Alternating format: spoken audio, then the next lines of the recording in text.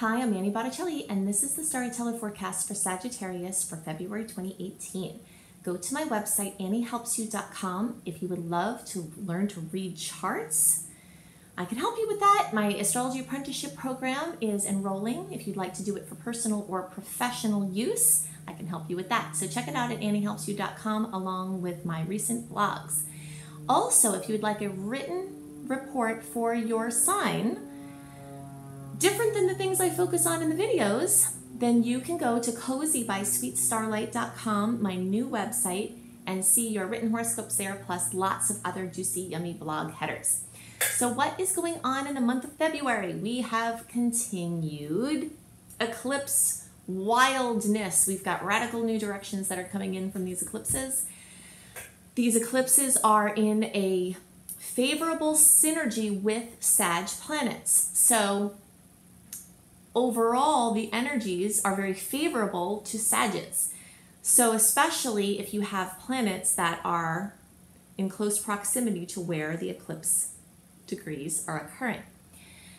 So for instance, we have this solar eclipse. Oh, by the way, we're going to talk about the solar eclipse for this month.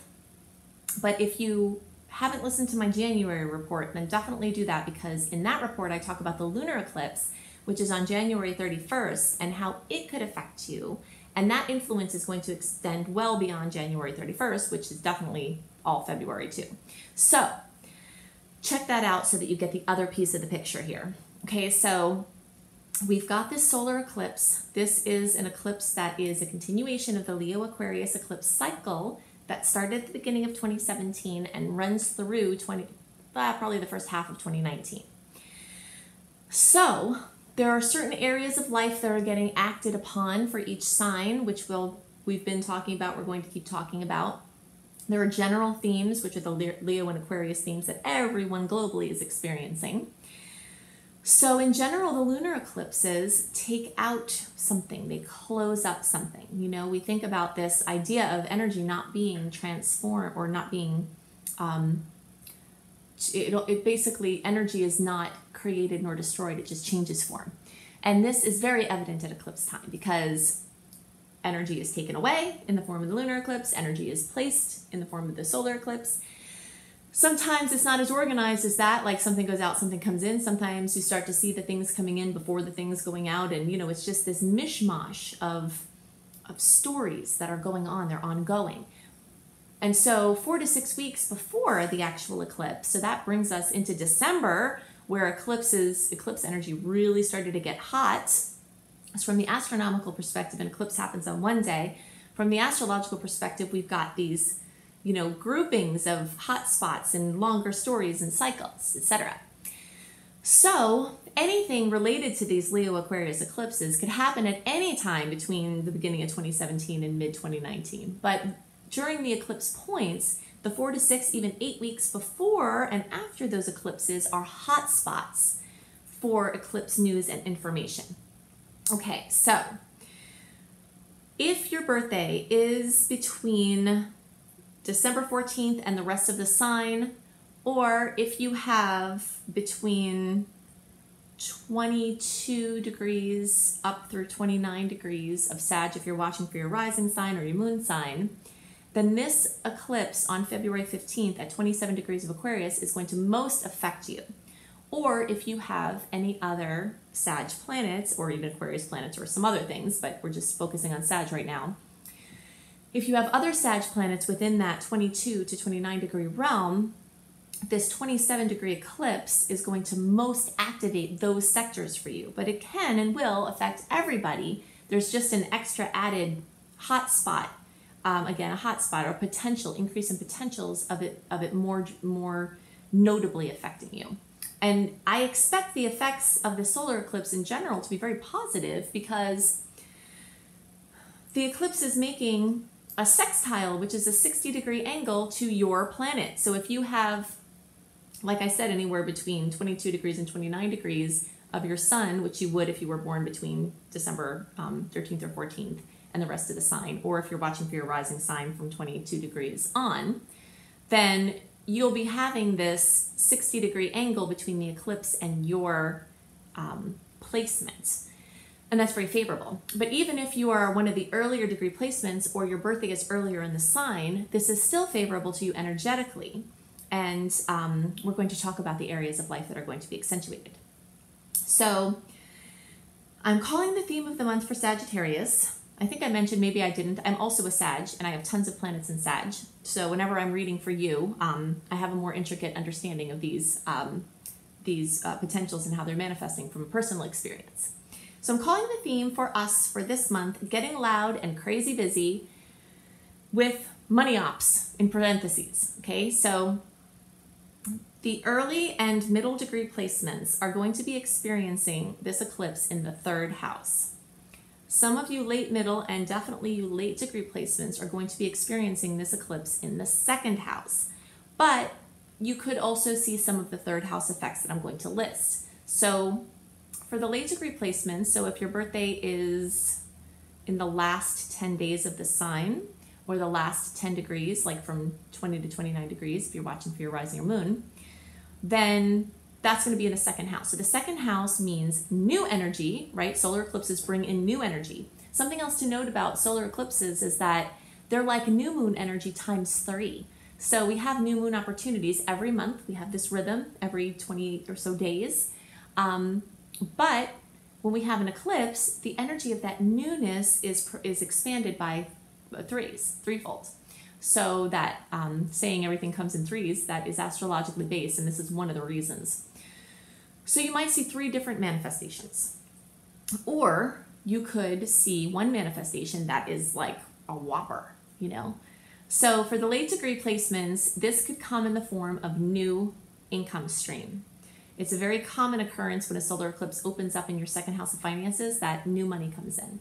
A new way of making money comes in. Sometimes it can be a new value system, a new way of prioritizing money, so that you wind up having more because you shift your budget around or you prioritize, and so you have more money. It could just be a whole overhaul of what you think is important and what you're doing, a new, value placement. It could have to do with being more sustainable financially or on other levels. This house rules the energy of environmental sustainability, so doing environmental projects that help you to be sustainable or just conserving in general. It could also mean that you purchase a new item of value. And actually this month is one of the best months of the year if you have to buy a car or a phone or a boat or a piece of jewelry, an instrument, something you've been wanting to, because we're free from personal planets retrograde until March 8th. And by the way, another reason why you want to try to use this energy in especially January, but also lots in February and some at the beginning of March, is not only because the wall of personal planets retrograde that I've been talking about forever starts March 8th, after March 8th, and runs until almost the very end of 2018, but also because our ruling planet Jupiter will go retrograde on March 8th. So on that same day that we enter this inward and backward retrograde roll, our ruler Jupiter goes backwards. And if you've ever tracked this, which I urge you to do this, you will notice that the things that are saggy about Sages become a little bit hindered or blocked or interfered with or less magical in a way, less easy when our ruling planet is going backwards. It is still working to help us. It is just not as overtly obvious. And sometimes you have to look a little deeper, and it's working more on the inner or internal or more hidden planes when it's in retrograde, which will be like almost 4 months. But when it goes direct, you really feel it, like, oh gosh, thank God. So you really want to get your things that you want to get out, you want to get them out now. If it's intuitively in line, because this is the other piece here, which I'll get into more details about later. This month is one of the best months of the whole year for pushing things out. But it also will have some hindrances in the form of Mercury, the Sun, and Venus squaring Jupiter, which can make blocks or uncertainty or overpromising or not being in touch with what we can actually do. So there's some mischief this month, but it's still one of the best launching points for until the end of December, which is going to be amazing for Sagittarius, 2018. So I'm really excited about that for us. And I'm really excited about the stuff in between too. It's just a different energy. Sagittarius are very, we're thinking it, then we're saying it. If we're feeling it, then everybody knows about it. If we're thinking it, then everybody knows about it. It's like it comes in and it goes out. So Sagittarius get bottlenecked and depressed when they don't have a proper venue for their expression of the things that are constantly coming in, because it's coming in and it's like, it's jittering in your fields, and you don't have a proper venue for getting it out. So here, the early, middle, and some of you late may see this too, as I said, this solar eclipse is going to hit in the 3rd house, which is a house of Gemini, which is information-based, very much in sync with our Sag energy. Has to do with getting out information, speaking, writing, publishing, editing, anything having to do with getting information out, sharing information, modifying information, packaging information, anything having to do with that. So if you are trying to do that, this month holds amazing promise, and specifically this eclipse is amazing. So you might find that you finally are ready to write or launch something or go to the next level of what you've already been doing, or teach or learn something that you'll eventually be, teaching or doing as work or something like that. So this is a really, really big time for getting loud, getting your work out there, speaking up about things that, it's a very communicative energy. And then the other part of this, of getting loud and crazy busy, is that when the energies are in Gemini, they move in a spiral. Like we do, our energy moves in a spiral. Like, right, we can't just do all of the dishes in the sink. We do 3 dishes in the sink and then go fold 2 pieces of laundry and then go pick up this and put it somewhere or whatever. Sag energy doesn't usually, unless you have a lot of Capricorn next to it or other earth placements that balance this out. Sag energy is not, very focused on one. It moves in a circle and brings things to completion after dancing around in circles. So this Gemini energy is the same way. So having the eclipse in that house also brings like this new chapter of busyness, this new chapter of local travel. It could be long distance travel also, but just like driving here, going here, doing this, got to do this, getting all this stuff out and done.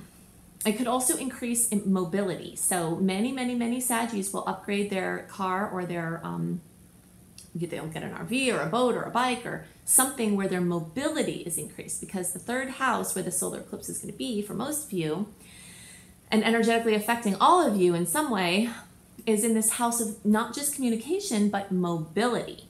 So you might find yourself being busier, but also the ways that you're getting around could be, there could be something new there. So it's really exciting. And again, it's perfect timing, because if you're going to buy a car, or if you're going to buy a bike, or you're going to buy a boat, or you're going to buy plane tickets, or you're going to buy, something that makes you more mobile, an RV, then this is a great month because we don't have any personal planets retrograde. You just got to work around in the early part of the month some hindrances with Jupiter. But even then, there's some beautiful aspects. So you will probably leave this month being heard more, having a way to get your work out there more, being seen more, going more places, and very many opportunities financially could come from that. It could very much be related. All of these things could be related to work. So it's a very exciting eclipse set. Definitely less drama energetically than the lunar eclipse, even though even the lunar eclipse, like I said, has a lot of positive implications, especially for Saggies. But we don't know what's going on in your personal chart, and sometimes that can offset or flavor or do something else. But this is from the general horoscope perspective. So lots of changes ahead. So those are the things that are most on my mind for Saggies. Now I want to talk about these individual transits, the days they're occurring, what you can expect with them, and some other themes for the month that you'll definitely want to be aware of to make most conscious use of the potentials. So the theme for the month for February 2018 for all signs is radical new directions. This is compliments of our solar eclipse that is the highlight of this month, which takes place on February 15th, and it's at 27 degrees of Aquarius. We've been talking about these eclipses for a while. First of all, because as long as we are in an eclipse cycle, news can come in that is eclipse related. So that means from beginning of 2017 through well into 2019, movement along these Leo Aquarius fronts, so anything in the Leo and Aquarian realms, and anything along the houses where it's hitting for each sign, can come through at any point in the eclipse cycle.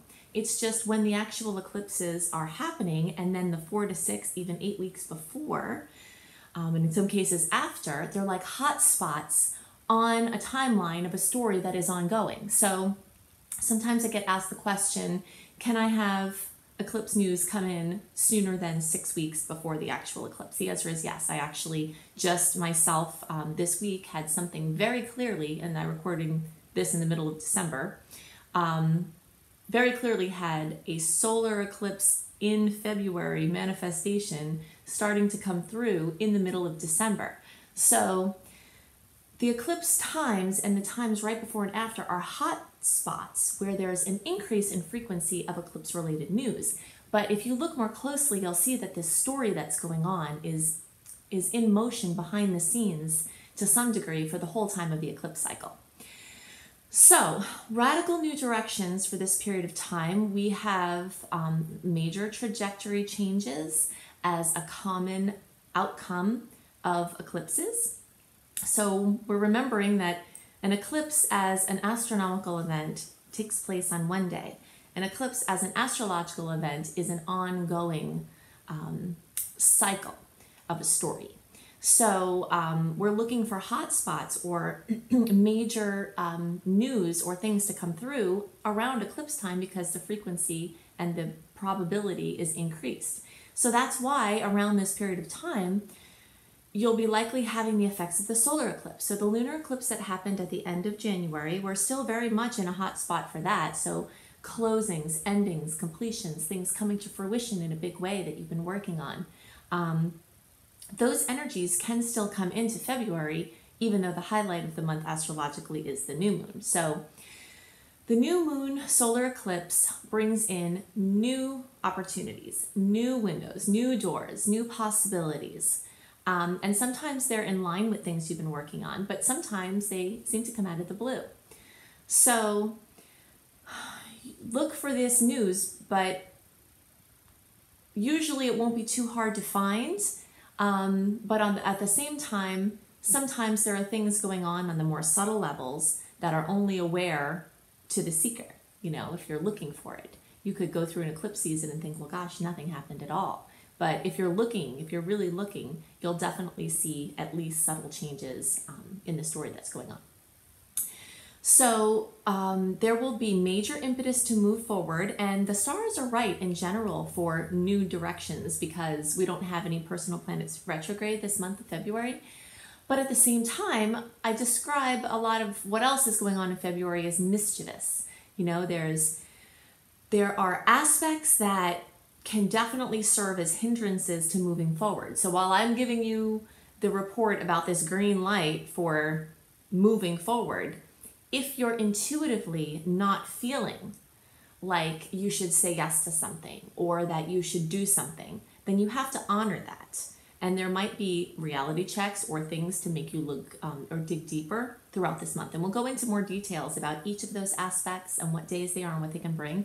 But just to kind of understand this month better.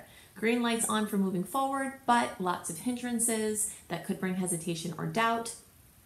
There could be something very clearly that you're supposed to say yes to, but that yes can also still have uncertainty where it's awkward and it's new and you're not sure or you're scared, but still you have a clear yes. One of the most important things to figure out this month, really, really imperative, to tell the difference between self-sabotaging reluctance and, which comes from fear, which would require some use of will to push through, and an actual just intuitive push saying, no, it's not time. So the resistance to change is going to be very strong at this time, just as the possibility for change is standing there. So you really, really have to tune in and figure out, are you not moving forward because intuitively you're supposed to hold off because maybe the retrogrades for the rest of the year are going to change what you would have done or would have launched? Or is it something you have to push through? You know, and only you can know the answer to that. So besides the eclipse, we've got tons of energy in Aquarius. Besides the new moon and solar eclipse, we've got lots of planets moving through that sign. So the Aquarian realms will be lit up in major ways. So anything that involves teaching, leading, or participating in groups, anything that has to do with friendships or social media or social circles, involvement with humanitarian efforts, connections with or working for large organizations. It also has to do with anything that has to do with the internet, or internet-based projects or technology or futuristic thinking, patents and things like that. You could see a lot of activity in your friend realm, you know, friends coming in, friends leaving, drama with friends, opportunities with friends, networking possibilities. Whenever the planets are in Aquarius, it's usually a pretty good time to be networking in some way. So just feel into how that could be appropriate for you. So towards the end of the month, we've got the planet starting to move into Pisces, and that brings a totally different feel. This is the Pisces rules the domain of the intuitive, of the introspective, of the artistic, of the abstract, of the romantic, of the poetic. So we move at some point in the month, about 3/4 of the way through, it starts to get more leaning towards the Pisces energy, but we move from this mental air sign of Aquarius, an air energy of thinking, to feeling. So I'm going to talk about the individual transits, the dates that they're going to happen, and things that I think are important for you to know to best utilize them. If you'd like a written report of what I'm explaining here in this general transit, then you can sign up for my free email newsletter at anniehelpsyou.com. When you sign up at anniehelpsyou.com, you get my monthly newsletter a month early so that you can see the dates and the energies at play written and not just in the video version. So on February 3rd, we have Mercury in Aquarius making a 60-degree angle to Mars in Sagittarius. This is a very favorable angle. So the good vibes are easy flowing now as these two very easygoing signs are getting together in a great aspect. So this is a great time for dreaming big and expressing ideas in a big way. At the same time, and you can see what I mean about this mischievousness, in January, if you're watching this early, then you can understand what I'm talking about from being in the energy of January. But January has a lot of green lights to move forward with less of the mischievous hindrances. February has lots of green lights and energy for going forward, but at the same time, it has these hindrances that I talked about. And here's a good example of this. So on February 3rd through the 4th, we have Venus in Aquarius making a square to Jupiter in Scorpio. We have 3 squares with personal planets to Jupiter this month, and that is part of what's making this theme where Jupiter's trying to expand something, but the square formation is causing a block or causing something to push through or causing questions or causing stopping.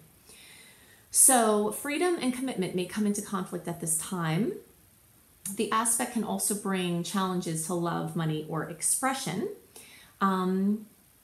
And it is important to note, though, that even though it will show up, these blocks will show up, they're also with Jupiter, and Jupiter is known as the Great Benefic. So any difficult angle to this planet tends to be softer than the difficult angles to other planets. So we have that going for us this month. On February 6th, we have another beautiful aspect, Venus in Aquarius making a 60-degree angle to Uranus in Aries. So we can have boosts to social life, love life, finances, artistic expression. This is a great aspect for making money decisions or launching something new in business or love. So whenever we've got, kind of these thumbs up, thumbs down energies that are rolling around each other as they tend to be, you sort of just have to feel your way through it, because I give you the date of February 6th that this aspect is happening, but you could feel this aspect and a green light days before or even after, because the expression of the aspect doesn't just happen on that day for most of these aspects. So, you just kind of have to know what's going on and then feel your way around and look for your own intuitive push for your striking points. On February 10th, we have a second square with Jupiter. The Sun in Aquarius is squaring Jupiter in Scorpio. So this comes with a tendency to overdo. So here I am telling you, try to get everything you can done this month, right? Because the wall of retrogrades starting March 8th is going to descend upon us very quickly. So yes, it's true. We do want to do a lot this month. And yes, it's true that a transit like this could cause us to overdo and become tired or become frazzled. So it can also cause us to overpromise. So definitely look out around this time for the opportunity to be conservative with your commitments, because you may be trying big, but if you scale down what you promise compared to what you're intending, then you won't have the stress of trying to pull through something that might not ever get up to the level that you promised. Something else important that I want to note that's happening in March but is relevant for now is that on that same day that our personal planet retrograde absence stops, so basically we are free from personal planets being retrograde and their shadow periods until March 8th. Then we start to descend into Mercury retrograde, then we'll go into Mars retrograde, then we'll go into Mercury retrograde, then we'll go into Venus retrograde. But on March 8th, Jupiter also goes retrograde. And Jupiter is our green light planet. It's our go, go, go, expansion, optimism planet. So even though this is extra relevant for Sagittarius, it's relevant for everybody trying to do anything. So this is another reason, if you feel if the intuition feels on board for pushing forward this month, to really just push through and do extra work this month, because you want to get your projects out before Jupiter goes retrograde. And it will be retrograde for several, like 3 to 4 months. So February 13th, there is our third square to Jupiter, and this is in the form of Mercury and Aquarius making a square to Jupiter. So these energies combined can bring difficulty in concentration, which is even more challenging because this is a time when Mercury is squaring Jupiter. It's a time when the universe is asking you to pay more attention to the details that are involved in your big vision projects. So just at the time that you have to pay more attention to the details, you have a challenge in concentrating on the details. So it would be a good time to enlist some help with people who are really good at that, or just some extra eyes to support you. This can also come with a tendency to overestimate your capacity to follow through with something you're promising. So you can see this trend whenever anything is squaring Jupiter, there is a tendency to overpromise. On the same day, February 13th, and you notice that all of this is going on around the Valentine's Day time, we have a mitigating, awesome transit with the Sun in Aquarius making a very favorable angle to Uranus. So there is a little bit of dicey energy around Valentine's Day, but there is also some very supportive energy around Valentine's Day. So this Sun aspect with Uranus can bring progressive solutions. It can also bring internet-based projects and community-minding plans to move forward. Group or team focus expands in a wonderful way. If you're looking for a time to try to, pop the question, I still think that there's a lot of good energy around this time, and this aspect can be very supportive because Uranus is future thinking, and of course when you're getting married or trying to move forward on any project, we're thinking about the future. So there is lots of good energy around moving forward. Just kind of feel your way through it. And if you're planning to pop the question and it doesn't feel right, then give it a day or something. You might feel the energies even after a couple of hours shift. So just feel your way through this. On February 15th, we also have the new moon in Aquarius, and this is an amazing energy for new things. It's also the solar eclipse. In general, I try to space things away from the exact day of the solar eclipse, which is on the 15th, because that carries a specific intensity with it. But you'll see radical new directions opening up from this eclipse. And this magical aspect also has additional support from the planets because Mercury is making a 60-degree angle to Uranus, and it can enhance communication and expression and also find futuristic resolutions, as we just discussed. It also can bring positive outcomes from, so basically a solution for an old problem, something that's been going on for a while. You can figure out a solution for that, or the odds are more likely. Also, Venus in Pisces is making a nice angle to Saturn in Sag, and this can help bring abstract ideas into form in wonderful ways. So there's a massive amount of energy around this new moon that is really supportive for moving forward. On February 17th, we also have the Sun in Aquarius making a conjunction to Mercury in Aquarius. So your mental powers will expand at this time. The capacity to intellectualize, to brainstorm, and again, community-based projects, internet projects, anything Aquarian related can get a boost, social media, etc. On February 21st, you can see these energies are very quickly moving into this feeling energy. Venus in Pisces is making a conjunction to Neptune in Pisces. So boundaries can tend to blur during this transit, for better and worse. Romance can flourish at this time. Emotional spending is more likely, but it can be worthwhile. If you're clear enough, if you feel clear enough to make good decisions, you could get some things that really add to the beauty and emotional substance of your life. And by the way, this whole month is really great in general for making important purchases. If you feel your way through and it feels like it's the right move for you, phones, cars, making decisions, starting programs, launching anything. This is one of the best months of the year for pushing things forward in a big way. So you definitely want to take advantage of that. Something else that is great at this transit on the 21st with Venus and Neptune is it's wonderful for artists and art-related projects.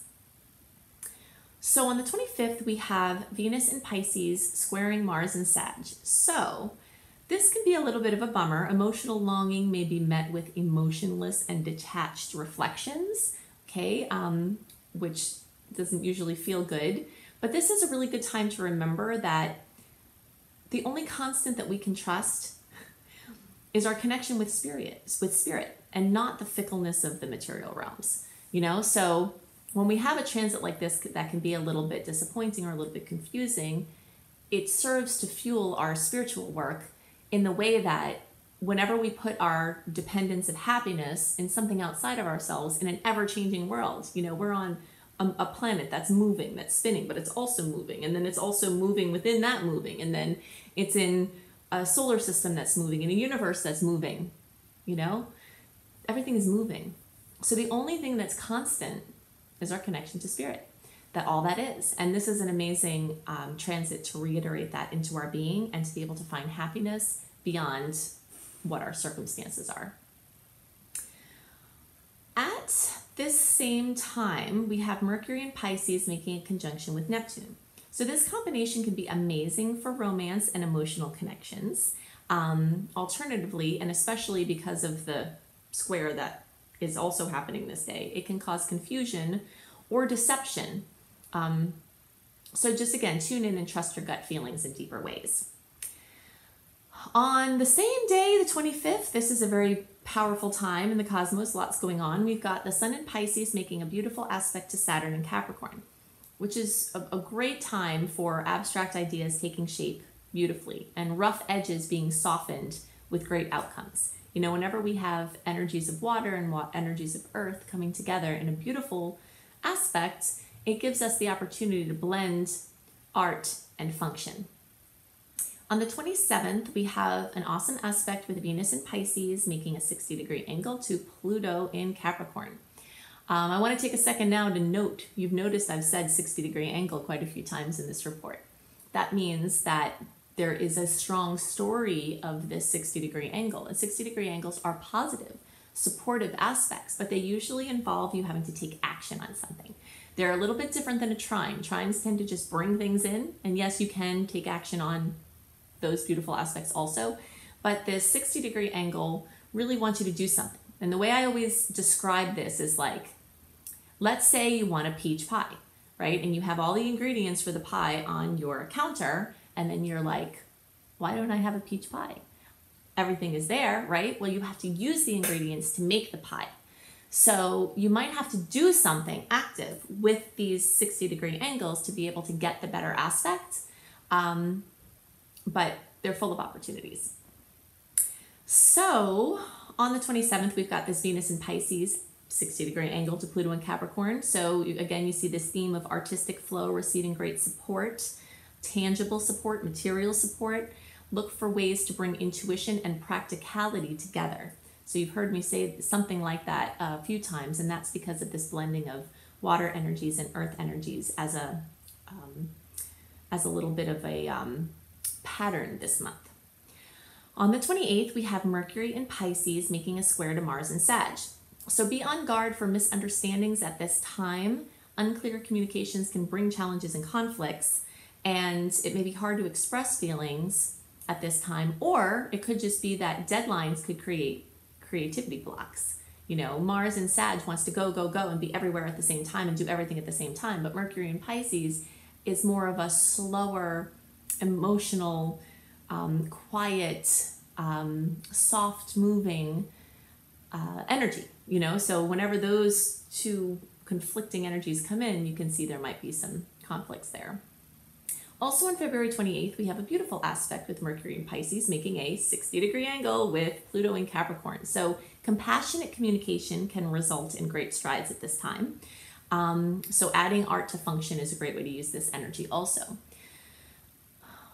I love the book, Marshall Rosenberg's book, Nonviolent Communication, for everything, for always. But when we have aspects or combinations like this where there's so much softness and feeling coming into connection with a different type of energy, you know, the more we can tune in and really put ourselves in the place of someone that we're communicating with and look at it from their perspective, there's a tremendous amount of healing that can occur with that. So these are the things that are most on my mind this month for the general transits. Definitely go to my website, anniehelpsyou.com, see what's new in my blogs. Also, sign up for my free email newsletter to get your monthly write-up and more. Definitely go to cozybysweetstarlight.com to get your written monthly horoscope for each sign. That's something new that I've never done before, but I am doing it on my new site, Cozy by Sweet Starlight, along with great reads for each sign and lots of blog headers for your comfy, cozy life, astrology kissed life. Then check out my husband, B.R. Newman's tarot scopes to get more information about what could be in store for you at iamhelios.com, iamhelios.com. So I hope you have a wonderful month. Check out my astrology apprenticeship program if you would love to learn astrology with me, and I'll see you next month.